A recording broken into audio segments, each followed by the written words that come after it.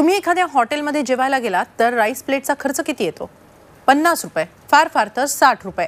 पण पिंपरीमध्ये मात्र माणसाच्या जेवणापेक्षा उंदराची किंमत जास्त आहे. इथं सापाला खायला लागणारा एक उंदीर तब्बल 138 रुपयांना खरेदी केला जातो. काय आहे हा प्रकार? पाहूया एक रिपोर्ट. पिंपरी चिंचवड महानगरपालिकेच्या बहिणाबाई चौधरी सर्पोद्यानामध्ये विविध जातीचे जवळपास 100हून अधिक साप आहेत. त्यांच्यासाठी किमान 10 दिवसातून एकदा प्रत्येकी एक उंदीर खाण्यासाठी आणला जातो. आता या एका उंदरासाठी महापालिका किती रुपये मोजत असेल असं आपल्याला वाटतंय? तब्बल 138 रुपये. याच सर्पोद्यानात काही वर्षांपूर्वी एक उंदीर अवघ्या 75 पैशांना खरेदी केला जात होता. विशेष म्हणजे हे सर्व प्रकरण उघड केलंय महापालिकेमध्ये सर्पमित्र म्हणून काम करणाऱ्या एका तरुणानं.